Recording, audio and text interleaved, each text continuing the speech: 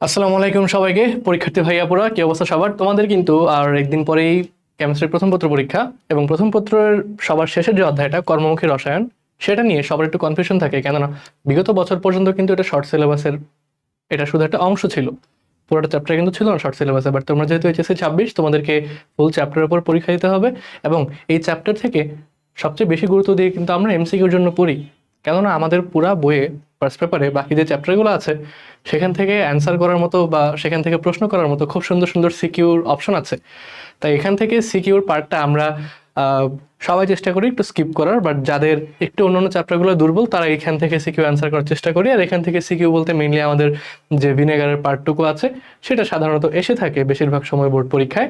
তো যাই হোক, আমরা বেশি কথাবার্তা বলবো না। আমরা আরটিডিএস থেকে তোমাদের জন্য এইচএসসি কে টার্গেট করে যে ওয়ান শট ক্লাস নিয়ে এসেছি সেটা হচ্ছে আজকে কর্মমুখী রসায়নের উপর এই এমসিকিউর ক্লাসটা।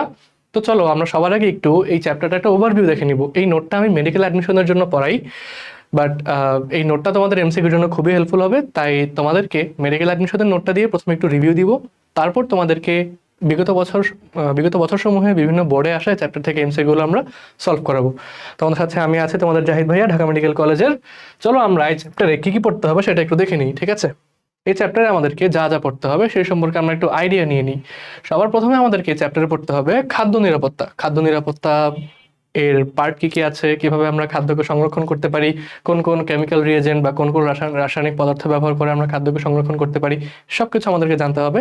এগুলো আমরা একটু সামারি আকারে দেখে নিই, ঠিক আছে?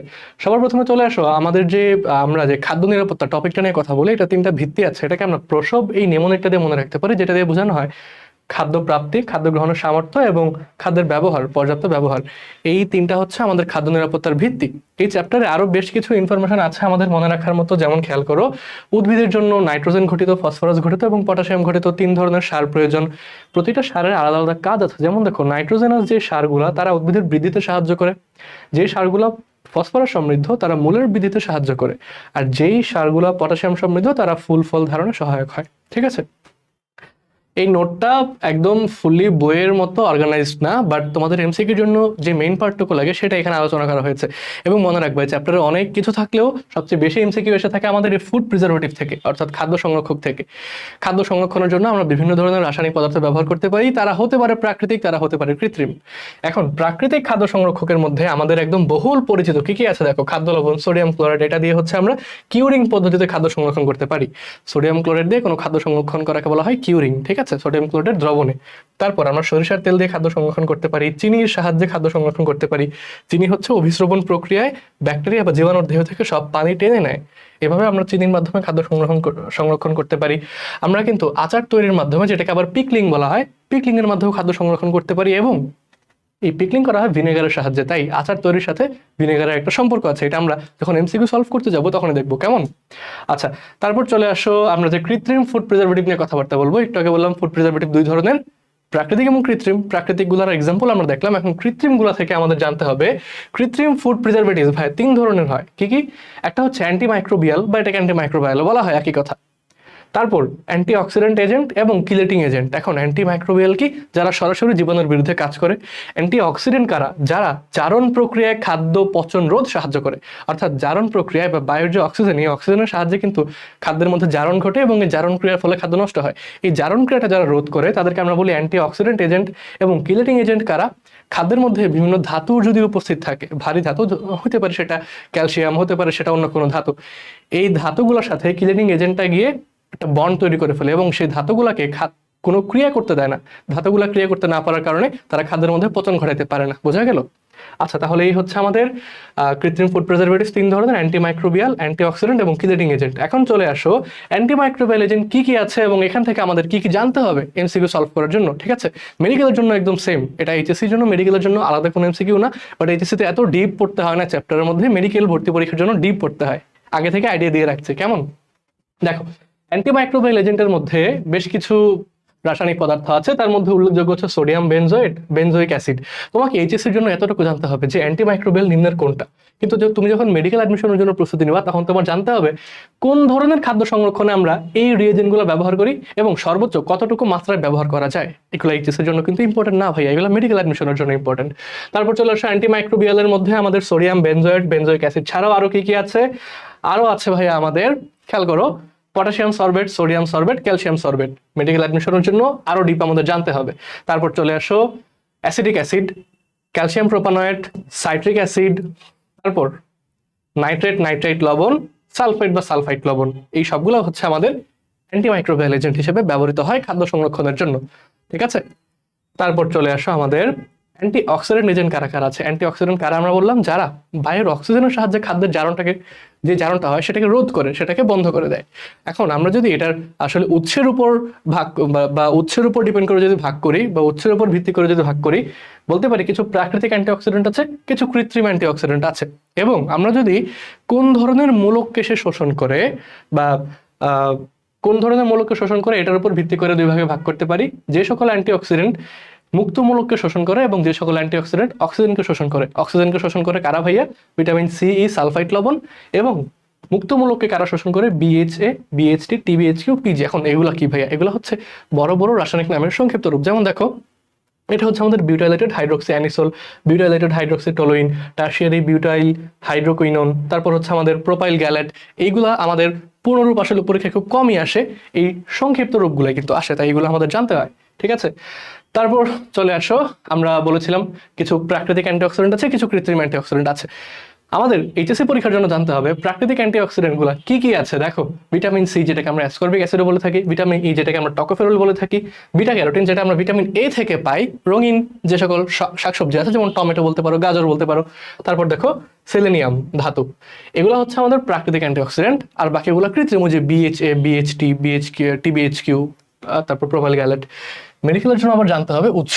প্রতিটা অ্যান্টিঅক্সিডেন্ট, যেগুলো প্রাকৃতিক অ্যান্টিঅক্সিডেন্ট, কোন উৎস থেকে আমরা পাই। যেমন বললাম বিটা ক্যারোটিন, বিটা ক্যারোটিনটা আমরা রঙিন শাকসবজি বা রঙিন ফলমূল থেকে পাই।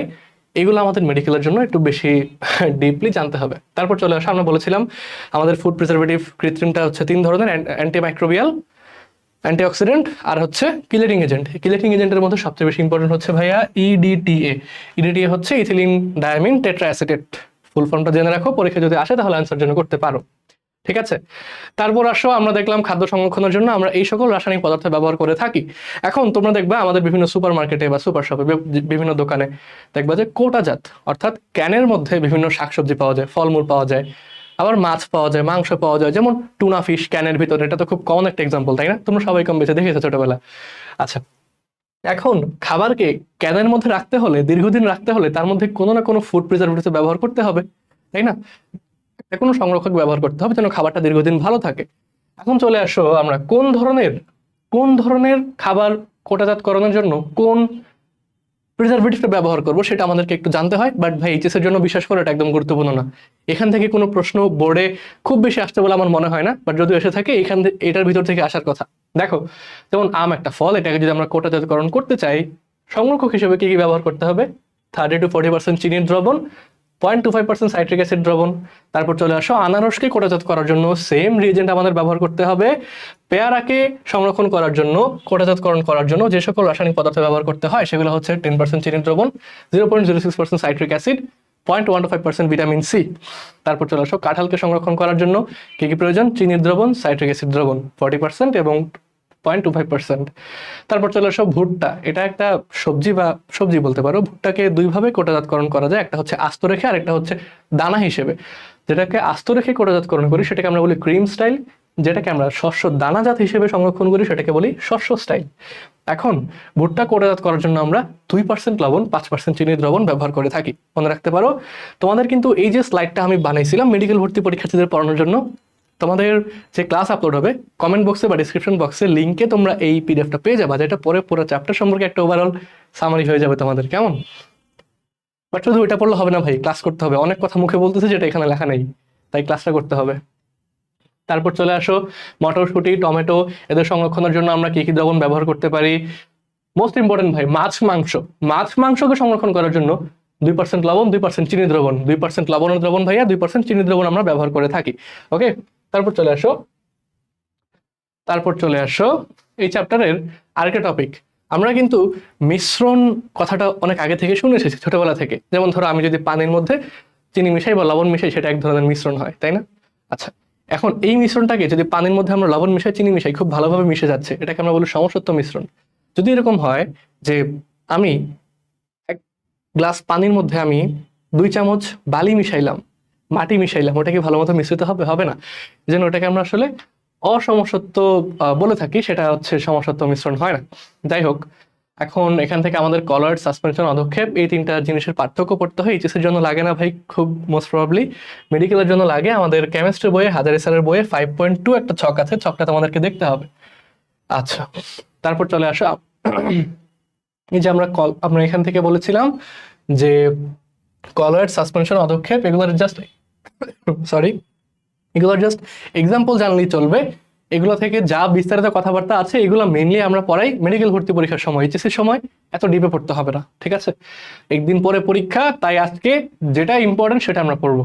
আচ্ছা, তারপর চলে আসো আমাদের এই চ্যাপ্টারে। আমরা কিন্তু যেহেতু নাম হচ্ছে কর্মমুখী রসায়ন, বিভিন্ন ধরনের বস্তু বা বিভিন্ন ধরনের পদার্থ যেগুলো আমাদের দৈনন্দিন জীবনে কাজে লাগে সেগুলো নিয়ে আমরা এই চ্যাপ্টারে কিন্তু পড়ালেখা করি। যেমন ধরো দুধ, মাখন, ঘি, তারপর হচ্ছে আমাদের hair oil, lipstick, after shave, তারপর টয়লেট ক্লিনার, গ্লাস ক্লিনার, এই ধরনের বিভিন্ন রাসায়নিক পদার্থ নিয়েও কিন্তু আমরা চ্যাপ্টারে আলোচনা করি, ঠিক আছে?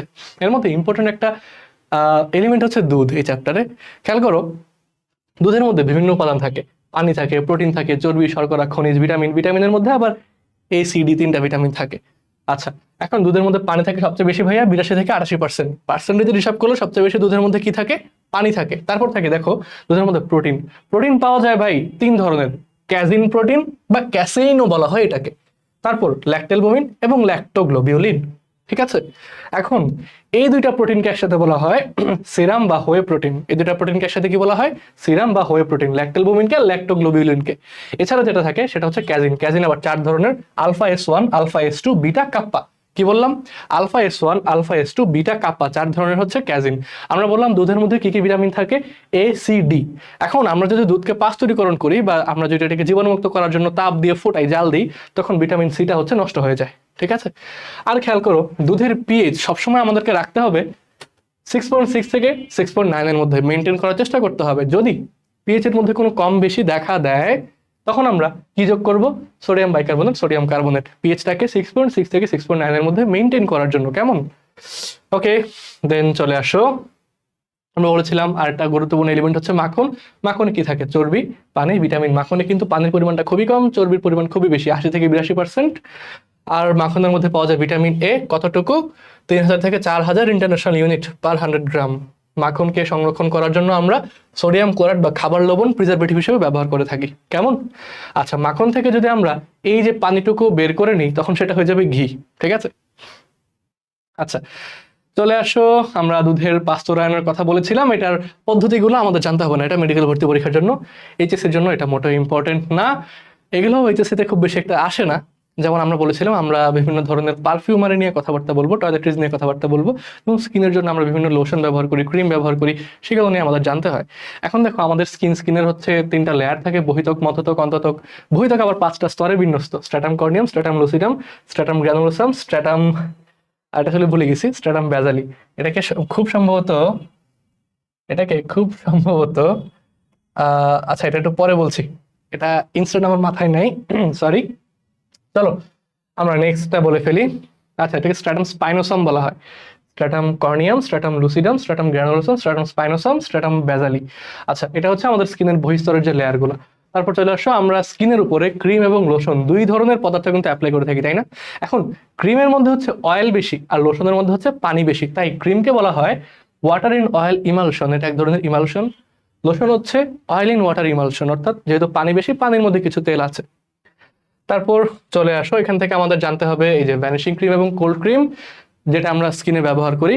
কোল্ড ক্রিমটা হচ্ছে এক ধরনের ওয়াটার ইন অয়েল ইমালশন, তার মানে এখানে হচ্ছে অয়েল বেশি, বাট ভ্যানিশিং ক্রিমে হচ্ছে ভাই পানি বেশি, এটা এক ধরনের লোশন, ঠিক আছে?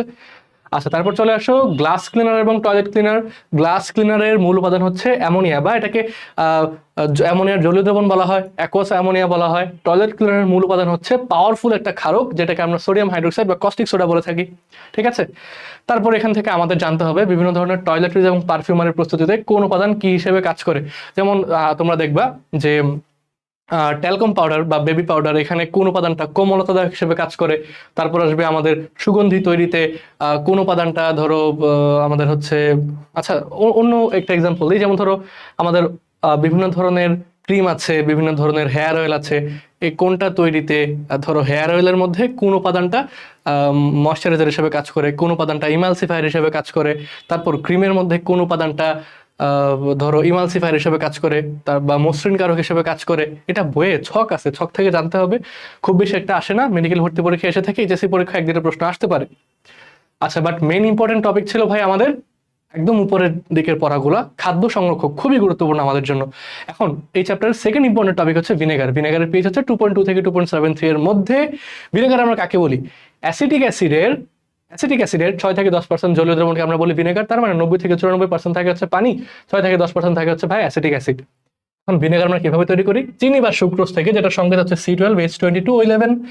এটা হচ্ছে সুক্রোজ। সুক্রোজকে আমরা ইনভার্টেজ এনজাইমের কার্যকারিতার সাহায্যে বা ইনভার্টেজ এনজাইমের কার্যকারিতায় তাকে আমরা রূপান্তর করি 1 মোল গ্লুকোজ 1 মোল ফ্রুক্টোজে। 1 মোল গ্লুকোজ 1 মোল ফ্রুক্টোজকে একসাথে বলা হয় কি ভাইয়া? ইনভার্ট চিনি। এই ইনভার্ট চিনিকে আমরা জাইমেজ এনজাইমের সাহায্যে পরিণত করি ইথানলে, এবং ইথানল থেকে আমরা জারণের মাধ্যমে, যেহেতু অক্সিজেন আছে মানে জারণের মাধ্যমে অ্যাসিটোব্যাক্টর এর প্রভাবকের সাহায্যে পরিণত করি ভিনেগারে। ঠিক আছে, ইথানোয়িক অ্যাসিডের 6 থেকে 10% জলীয় দ্রবণে। ভিনেগার কিন্তু আমরা এই চিনি ছাড়াও মল্ট থেকে প্রস্তুত করতে পারি। মল্ট থেকে দেখো আমরা সরাসরি ইথানলকে ইথানোয়িক অ্যাসিডে পরিণত করতে পারি মাইক্রোডার্মা অ্যাসিডের প্রভাবে। ঠিক আছে, আচ্ছা, তাহলে এই ছিল আমাদের এই চ্যাপ্টার থেকে যা যা সামারি জানতে হয়। এখন চলে আসো আমরা এই চ্যাপ্টারে কি করবো ভাইয়া? এমসিকিউ সলভ করবো। ঠিক আছে, চলে আসো, তোমাদের জন্য যে এমসিকিউ গুলা প্রস্তুত করা আছে সেগুলো সব হচ্ছে এখানে। আজকে আমাদের ক্লাসে হচ্ছে কর্মমুখী রসায়নের এমসিকিউ। তোমাদের সাথে আছে তোমাদের জাহিদ ভাইয়া, ঢাকা মেডিকেল কলেজের।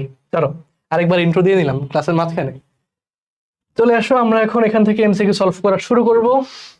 দেখো সর্বপ্রথম কি প্রশ্ন, এখানে কিন্তু বিভিন্ন বছরের, একদম গত বছরের প্রশ্ন সহ মোটামুটি যখন ফুল সিলেবাসের পরীক্ষা হইতো ওই সময়ের প্রশ্নগুলো এখানে ইনক্লুডেড আছে। তো আশা করতে পারি এই ক্লাসটা করলে তোমাদের এইচএসসি পরীক্ষায় যা যা এমসিকিউ আসে সব ইনশাল্লাহ কভার হয়ে যাবে। কেমন? দেখো, খাদ্যবস্তুর লিপিডের জারণ রোধ করার জন্য কোনটা ব্যবহার করা হয়? এখন প্রশ্নটা হচ্ছে এরকম যে জারণ রোধ করার জন্য, এখন ভাই জারণ কার মাধ্যমে হয়? অক্সিজেনের মাধ্যমে হয়। জারণ রোধ করার জন্য তাহলে আমাদের কি ব্যবহার করতে হবে? অ্যান্টিঅক্সিডেন্ট ব্যবহার করতে হবে ভাইয়া। এখানে অ্যান্টিঅক্সিডেন্ট কোনটা আছে? এই দেখো, অ্যান্টিঅক্সিডেন্ট একটা আছে সালফার ডাইঅক্সাইড, একটা আছে সালফার ডাইঅক্সাইড। ঠিক আছে, নেক্সট চলে আসো, মল্ট ভিনেগার তৈরির ক্ষেত্রে কোন এনজাইমের প্রভাবে গ্লুকোজ এবং ফ্রুক্টোজ ইথানলে পরিণত হয়? খুবই ইম্পর্টেন্ট, আমরা কিন্তু ভিনেগার প্রস্তুতির ক্ষেত্রে পড়ে এসেছিলাম। দেখো, গ্লুকোজ এবং ফ্রুক্টোজকে ইথানলে কনভার্ট করার জন্য আমরা যেই এনজাইমটা ব্যবহার করি তার নাম, আশা করি আমি যে লাস্ট স্লাইডটা দেখাইছিলাম সেটা দেখার মাধ্যমে তোমাদের অনেকের ক্লিয়ার হয়ে গেছে, তাই না? আমরা কিন্তু সুক্রোজকে আমরা হচ্ছে ইনভার্টেড এনজাইমের সাহায্যে গ্লুকোজ এবং ফ্রুক্টোজে পরিণত করি, আর গ্লুকোজ এবং ফ্রুক্টোজ যেটা ইনভার্ট চিনি একসাথে, সেটাকে ইথানলে পরিণত করার জন্য আমরা জাইমেজ এনজাইম ব্যবহার করি ভাইয়া। আমরা খুব ফাস্ট আসলে সলভ করাবো, কারণ এখানে এক্সপ্লেন করার কিছু নাই, অলরেডি এক্সপ্লেন করে ফেলছি আগে যে সামারিটা তোমাদেরকে পড়াইলাম, এখন শুধুমাত্র পড়াই যাব, এমসিকিউ সলভ করাই যাব। দেখো, কোনটা প্রাকৃতিক খাদ্য সংরক্ষক? Sodium chloride. হ্যাঁ ঠিক আছে, সুক্রোজ, যেহেতু সুক্রোজ থেকে আমরা ভিনেগার তৈরি করতে পারি, এটাও একটা প্রাকৃতিক খাদ্য সংরক্ষক হিসেবে ব্যবহার করা হবে। সরবিক অ্যাসিড, এটা কি খাদ্য সংরক্ষক প্রাকৃতিক? না, সোডিয়াম সরবেট, তারপর আমাদের হচ্ছে পটাশিয়াম সরবেট, এগুলো তো কৃত্রিম খাদ্য সংরক্ষক। তার মানে 1 এবং 2 হচ্ছে সঠিক উত্তর। পরের প্রশ্ন চলে আসো, কোনটা অ্যান্টিমাইক্রোবিয়াল এজেন্ট? ভাই অ্যান্টিমাইক্রোবিয়াল এজেন্ট আমরা অনেকগুলো পড়ছিলাম, অ্যান্টি অক্সিডেন্ট এজেন্ট অনেকগুলো পড়ছিলাম, এবং কিলারিং এজেন্ট একটা পড়ছিলাম। অ্যান্টিমাইক্রোবিয়াল এজেন্ট এখানে কোনটা ভাই? তাহলে সোডিয়াম বেনজোট হচ্ছে একমাত্র অ্যান্টিমাইক্রোবিয়াল এজেন্ট, কারণ আমাদের বিউটাইলেটেড হাইড্রোক্সিটোলুইন, টারশিয়ারি বিউটাইল হাইড্রোকুইনন এবং বিউটাইলেটেড হাইড্রোক্সাইনিসোল, তিনটাই হচ্ছে অ্যান্টি অক্সিডেন্ট, বা এটা হচ্ছে আমাদের অ্যান্টিমাইক্রোবিয়াল এজেন্ট। পরের প্রশ্ন দেখো, এ হচ্ছে একটা যৌগ যার সাথে আমরা ফ্রুক্টোজ যোগ করে এখান থেকে একটা উৎপাদ তৈরি করছি। আচ্ছা, তাহলে এটা প্রশ্ন দেখে বোঝা যাচ্ছে ফ্রুক্টোজের সঙ্গে থাকবে হচ্ছে গ্লুকোজ, তাই না? তার সাথে থাকবে হচ্ছে ভাই গ্লুকোজ। গ্লুকোজ ফ্রুক্টোজ থেকে আমরা তৈরি করি কি? ইথানল। এটা হচ্ছে ভিনেগার তৈরির একটা ধাপ, তাই তো? ইথানল থেকে পরবর্তীতে আমরা আসলে ইথানোয়িক অ্যাসিড মানে ভিনেগার তৈরি করতে পারি। তাহলে দেখো কি বলা হয়েছে, এ হচ্ছে শর্করা, গ্লুকোজ একটা শর্করা, ঠিক আছে। প্রভাবক হচ্ছে জাইমেস, ঠিক আছে, প্রভাবক জাইমেস, এটাও ঠিক আছে। উৎপাদটি জ্বালানি হিসেবে ব্যবহার করা হয় ইথানল। হ্যাঁ ভাই, ইথানলকে অবশ্যই জ্বালানি হিসেবে ব্যবহার করা যায়, ইভেন এটাকে গাড়ির জ্বালানিতে ব্যবহার করা হচ্ছে আজকাল। তার মানে তিনটাই সঠিক। পরের প্রশ্ন চলে আসো, কোনটা অ্যান্টিঅক্সিডেন্ট? ভাই অ্যান্টিঅক্সিডেন্ট এখানে দেখে বোঝা যাচ্ছে আমাদের এটা তো কিলেটিং এজেন্ট ইডিটিএ, আর এইটা হচ্ছে আমাদের ভাইয়া অ্যান্টিঅক্সিডেন্ট টারশিয়ারি বিউটাইল হাইড্রোকুইনন, ঠিক আছে।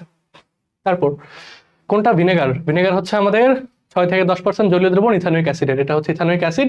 এর 6 থেকে 10% জলীয় দ্রবণ হচ্ছে ভিনেগার, মানে এখানে 6 থেকে 10% থাকবে হচ্ছে ইথানোয়িক অ্যাসিড, 90 থেকে 94% থাকবে হচ্ছে আমাদের পানি। তারপর চলে আসো, কোনটা কৃত্রিম খাদ্য সংরক্ষক ভাইয়া? দেখো, সোডিয়াম ক্লোরাইড খাবারের লবণ প্রাকৃতিক, হলুদ প্রাকৃতিক, চিনি প্রাকৃতিক, বাট সোডিয়াম বেনজয়েড ভাই এটা হচ্ছে কৃত্রিম খাদ্য সংরক্ষক, অ্যান্টিমাইক্রোবিয়াল এজেন্ট, আমরা অলরেডি বলে ফেলছি, তাই না?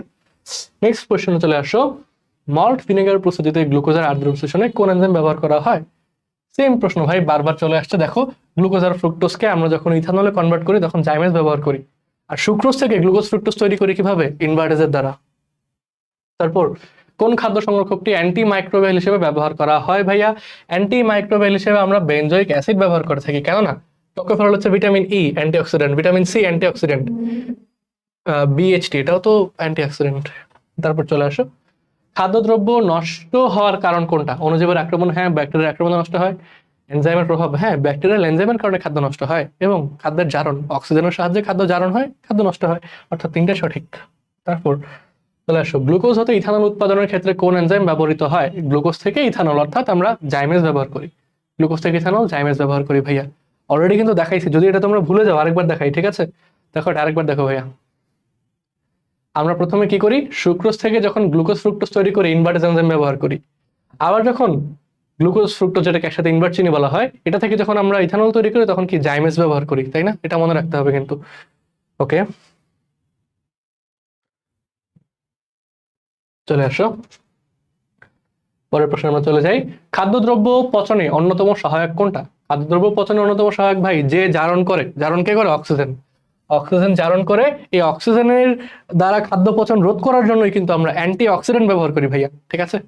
নেক্সট কোয়েশ্চেন চলে আসো, গাজন প্রক্রিয়ার, আচ্ছা, গাজন প্রক্রিয়ায় কোন পরিবর্তন ঘটে? গাজন প্রক্রিয়ায় হবে আসলে, গাজন প্রক্রিয়ায়। গাজন প্রক্রিয়া আসলে কি হয়? গাজন প্রক্রিয়া ইথানল উৎপন্ন হয়, ইথানল উৎপন্ন হয় মানে অ্যালকোহল তৈরি হবে। গাজন প্রক্রিয়া অ্যালকোহল তৈরি হবে কি থেকে? গ্লুকোজ এবং ফ্রুক্টোজ থেকে। তার মানে গ্লুকোজ ফ্রুক্টোজ থেকে ইথানল তৈরি, অ্যালকোহল তৈরি। তারপর বিএইচএ, এটা কি একটা অ্যান্টিঅক্সিডেন্ট? এটা একটা অ্যান্টিঅক্সিডেন্ট। এটা কি করবে? এটা কি করবে? এটা জারণ বিক্রিয়াকে হ্রাস করবে অবশ্যই, এবং তেল চর্বিযুক্ত খাবারকে সংরক্ষণ করবে। দুইটা সঠিক, 2 এবং 3। কারণ পানিকে তো শোষণ করবে না, পানিকে শোষণ করা হচ্ছে চিনির কাজ, চিনির কাজ, ঠিক আছে? এটা যেহেতু অ্যান্টিঅক্সিডেন্ট, তাহলে সে জারণ বিক্রিয়া রোধ করবে। এবং এই অক্সিজেনের সাহায্যে দহন, জারণ বিক্রিয়া বেশি ঘটে কোন ধরনের খাবারে? তেল চর্বিযুক্ত খাবারে, লিপিডযুক্ত খাবারে। এটা আমরা একদম প্রথম এমসিকিউতে সলভ করে আসছিলাম। নেক্সট কোয়েশ্চেন, নিরাপদ খাদ্য সংরক্ষক কোনটি? এখানে সবকটাই দেখো, মিথাইল প্যারাবেন, এটা ক্যান্সার তৈরি করতে পারে। ক্যালসিয়াম কার্বাইড নিষিদ্ধ, সোডিয়াম নাইট্রেট খুব কম ব্যবহার করা হয়। কিন্তু ভিনেগার এটা প্রাকৃতিক খাদ্য সংরক্ষক এবং এটা খুবই নিরাপদ। ওকে, তারপর কোনটি অ্যান্টিঅক্সিডেন্ট? অ্যান্টিঅক্সিডেন্ট কোনটা ভাইয়া? এখানে দেখো, এখানে বলা আছে বিএইচটি, বিউটাইলেটেড হাইড্রোক্সি টলুইন, বিএইচটি। এটা হচ্ছে অ্যান্টিমাইক্রোবিয়াল। সুক্রোজ, ভিনেগার এগুলো তো একই জিনিস, অর্থাৎ বিউটাইলেটেড হাইড্রোক্সি টলুইন। সুক্রোজ থেকে ভিনেগার তৈরি হয়, দুইটা আবার একই জিনিস ভাইবো না।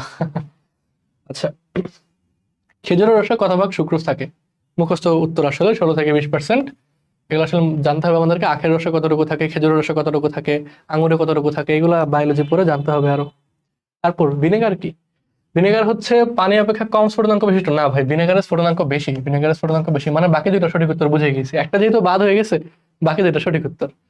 পানিতে যে কোনো অনুপাতে দ্রবণীয়, একটা মৃদু অ্যাসিড, ঠিক আছে? 2-3 সঠিক। ভিনেগার কিন্তু একটা মৃদু অ্যাসিড, কারণ ভিনেগার হচ্ছে আমাদের এই যে CH3COOH, এটাকে আমরা কি বলি ভাই? অ্যাসিটিক অ্যাসিড বলি। এই অ্যাসিটিক অ্যাসিডের 6 থেকে 10% জলীয় দ্রবণ হচ্ছে ভিনেগার। এই অ্যাসিটিক অ্যাসিড থেকে আসলে আমাদের প্রোটন বের হয়। এই যে প্রোটনটা বের হয়, এটাই গিয়ে কিন্তু ব্যাকটেরিয়াকে আসলে ধ্বংস করে একটা মেকানিজমের সাহায্যে। ব্যাকটেরিয়ার ব্যাকটেরিয়ার যে বন্ড, পেপটাইড বন্ড, সেখানে ঝামেলা করে সে গিয়ে। আচ্ছা, কৃত্রিম খাদ্য সংরক্ষক কোনগুলো? অ্যান্টিমাইক্রোবিয়াল এজেন্ট, ঠিক আছে। অ্যান্টি অক্সিডেন্ট, ঠিক আছে। কিউরিং এজেন্ট, না ভাই, এটাকে আমরা বলছিলাম কিলেটিং এজেন্ট। কৃত্রিম খাদ্য সংরক্ষক 3 ধরনের, অ্যান্টিমাইক্রোবিয়াল, অ্যান্টিঅক্সিডেন্ট আর হচ্ছে কিলেটিং এজেন্ট। কিউরিং এজেন্ট তো ভাই হচ্ছে আমাদের কিউরিং করা হয় সোডিয়াম ক্লোরাইড দ্বারা। বলছিলাম না তোমাদেরকে পড়ানোর সময়, এটা একটা প্রাকৃতিক খাদ্য সংরক্ষক, খাদ্য লবণ। তার মানে 1-2 হচ্ছে সঠিক, 1-2 সঠিক। পরের প্রশ্ন চলে আসো, কোনটা অ্যান্টিঅক্সিডেন্ট? আচ্ছা, এখানে অ্যান্টিঅক্সিডেন্ট কোনটা? সোডিয়াম বেনজয়েড, এটা antimicrobial. Sodium nitrate antimicrobial. বিউটাইলেটেড hydroxy anisole, BHA, ভাই এটা কি অ্যান্টিঅক্সিডেন্ট না? হ্যাঁ, এটাই অ্যান্টিঅক্সিডেন্ট। বাট সাইট্রিক অ্যাসিড এটাও হচ্ছে অ্যান্টিমাইক্রোবিয়াল, তার মানে এটা সঠিক। তারপর নিচের কোনটি প্রাকৃতিক খাদ্য সংরক্ষক? অ্যান্টিঅক্সিডেন্ট, অ্যান্টিঅক্সিডেন্ট, অ্যান্টিঅক্সিডেন্ট, বাট এটা হচ্ছে আমাদের সোডিয়াম ক্লোরাইড, প্রাকৃতিক খাদ্য সংরক্ষক। নেক্সট কোশ্চেনে চলে আসো, গাজন প্রক্রিয়ায় কোন পরিবর্তন সম্পন্ন হয়? গাজন প্রক্রিয়া ইথানল তৈরি হয়, মানে অ্যালকোহল তৈরি হয়, এটা দেখলেই চলবে আসলে। গাজন প্রক্রিয়ায় ভাই অ্যালকোহল তৈরি হয়। তারপর তৈল চর্বিযুক্ত খাদ্যকে সংরক্ষণে কোনটা ব্যবহার করা হয়? তৈল চর্বিযুক্ত খাদ্য সংরক্ষণ, তৈল চর্বিযুক্ত খাদ্য হচ্ছে ভাই জারণ ঘটে, জারণ ঘটে অর্থাৎ অক্সিজেনের সাহায্যে এখানে বিক্রিয়া হয়, বিক্রিয়া হওয়ার ফলে খাদ্য পচন ঘটে। এখন এই জারণ রোধ করার জন্য অ্যান্টিঅক্সিডেন্ট ব্যবহার করতে হবে। এখানে অ্যান্টিঅক্সিডেন্ট ভাই আছে কোনটা? অ্যান্টিঅক্সিডেন্ট আছে বিএইচএ, বিউটাইলেটেড হাইড্রোক্সিঅ্যানিসল।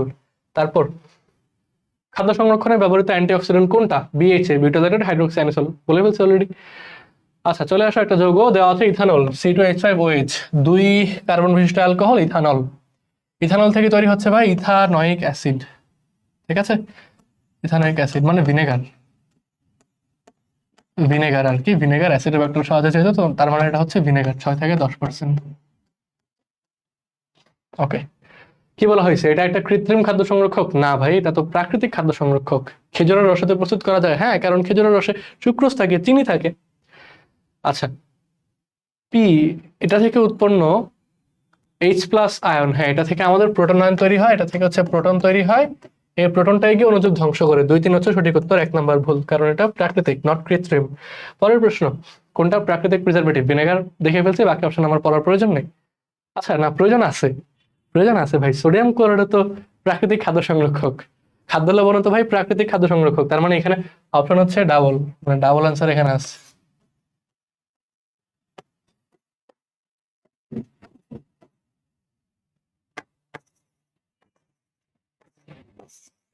Double answer. তারপর চলে আসো, নিচের কোনটি ইনভার্টেজ ব্যবহার করে প্রস্তুত করা হয়? ইনভার্টেজ ব্যবহার করে ভাই আমরা ইনভার্ট চিনি বানাই। ইনভার্ট চিনি মানে কি? ইনভার্ট চিনি মানে কি? ইনভার্ট চিনি হচ্ছে আমাদের গ্লুকোজ আর ফ্রুক্টোজের মিশ্রণ। গ্লুকোজ ফ্রুক্টোজের মিশ্রণ থেকে আলটিমেটলি কি তৈরি হয় ভাই? ভিনেগার তৈরি হয়, আলটিমেটলি ভিনেগার তৈরি হয়, ঠিক আছে? মানে আলটিমেটলি ফাইনালি কি যেটা তৈরি হবে সেটাতে আমরা লিখবো। আচ্ছা, তারপর আসো, অণুজীবের বৃদ্ধির জন্য কোনটা প্রয়োজন? অণুজীবের বৃদ্ধির জন্য অম্লীয় পরিবেশ না, অ্যাসিডে তো সে বাঁচতে পারে না। ক্ষারীয় পরিবেশ, বেশি ক্ষার হলেও সে বাঁচতে পারে না, সে নিউট্রালের মধ্যে বাঁচে, 4.5 থেকে 6 এর মধ্যে বেশি বাঁচে। জলীয় পরিবেশ, হ্যাঁ, এই তো জলীয় পরিবেশে সে বেশি বাঁচতে পারে। একটা ভেজা ভেজা স্যাঁতস্যাঁতে আর্দ্র জায়গায় অণুজীব বেশি বাঁচতে পারে। তারপর চলে আসো, কোনটা অতিরিক্ত আর্দ্রতা শোষণ করে খাদ্য সংরক্ষণ করে? মানে কে হচ্ছে পানি শোষণ করে, পানিকে টেনে নেয় নিজের ভিতরে, এটা হচ্ছে ভাই আমাদের চিনি। চিনি দ্বারা যখন আমরা খাদ্য সংরক্ষণ করি, দেখবা চিনির একদম ঘন সিরকা, চিনির ঘন সিরাপ বা ঘন সিরকা, সিরকা বলে কি এটাকে জানি না, এটার মধ্যে যখন কোনো রসগোল্লা বা এরকম কোনো খাবারকে ডুবাই রাখা হয়, আসলে কিভাবে খাদ্যটা সংরক্ষিত হয়, কিভাবে খাদ্যটা প্রিজার্ভ হয় চিনির মধ্যে? ব্যাকটেরিয়ার ভিতরে কি থাকে? পানি থাকে, তাই না? সব কোষের ভিতরে তো 70 থেকে 75% পানি। ওই পানিটাকে চিনি একদম টেনে নেয়। কেন টেনে নিবে? কারণ চিনি হচ্ছে একটা অসমোটিক্যালি অ্যাক্টিভ পদার্থ, ঠিক আছে? অর্থাৎ আমরা অভিস্রবণের যে বেসিক জিনিসটা পড়ে আসছিলাম, ধরো এই পাশে একটা দ্রবণে অনেক বেশি ঘন, অনেক ঘন, অনেক বেশি চিনি, এখানে এই পাশে হচ্ছে শুধু পানি, মানে ব্যাকটেরিয়ার দেহের ভিতরে পানি আর কিছু তার দেহের ভিতরের পদার্থ আছে। এখন অভিস্রবণের প্রক্রিয়া কি হবে? এখান থেকে উচ্চ ঘনত্ব, নিম্ন ঘনত্বের স্থান থেকে পানি চলে আসবে উচ্চ ঘনত্বের স্থানে। এটা হচ্ছে আমাদের অসমোসিস বা অভিস্রবণ প্রক্রিয়ার যে বেসিক কথা। তার মানে চিনি এইভাবেই আমাদের খাদ্যকে সংরক্ষণ করতেছে। ভিনেগার কিরূপে খাদ্য সংরক্ষণ করে? ভিনেগার প্রোটন প্রদানের মাধ্যমে প্রোটনটা দিয়ে ব্যাকটেরিয়াকে সে ধ্বংস করবে। তারপর চলে আসো, ভিনেগার প্রস্তুতিতে ইস্টের বৃদ্ধি সহায়ক। আচ্ছা দেখো, ভিনেগার প্রস্তুত করার সময় ইস্ট যেই জীব আছে বা ইস্ট যে পদার্থটা, এটার বৃদ্ধি সহায়ক হচ্ছে 2 ধরনের পদার্থ আছে। একটা হচ্ছে আমাদের অ্যামোনিয়াম ফসফেট, একটা হচ্ছে অ্যামোনিয়াম সালফেট, ঠিক আছে? 1 এবং 2। ভিনেগার প্রস্তুতের একটা ধাপে আমাদের ইস্টকে বৃদ্ধি হইতে দিতে হয় বা ব্যাকটেরিয়ার বৃদ্ধি হইতে দিতে হয়, তারপর এখানে হচ্ছে আমাদের ভিনেগারটা আলটিমেটলি প্রস্তুত হবে। তো যাই হোক, এই বৃদ্ধির জন্য আমরা 2টা রিয়েজেন্ট ব্যবহার করি, একটা হচ্ছে আমাদের অ্যামোনিয়াম সালফেট, একটা হচ্ছে অ্যামোনিয়াম ফসফেট, কেমন? তারপর চলে আসো, মল্ট ভিনেগার প্রস্তুতিতে সুক্রোজের আর্দ্র বিশ্লেষণে কোন এনজাইম? এখানে হচ্ছে আমরা ভাই ইনভার্টেজ ব্যবহার করি। সুক্রোজ থেকে আমরা ইনভার্টেজ দিয়ে কি তৈরি করব? গ্লুকোজ প্লাস ফ্রুক্টোজ, যেটাকে বলে ইনভার্ট চিনি। এখান থেকে জাইমেস দিয়ে ভাই ইথানল তৈরি করি। আচ্ছা, কোনটা ভিনেগার? 6 থেকে 10% ইথানোয়িক অ্যাসিড CH3COOH, এটা প্লাস 90 থেকে 94% পানি, ঠিক আছে? এটাই উত্তর। কোনটা কৃত্রিম খাদ্য সংরক্ষক ভাই?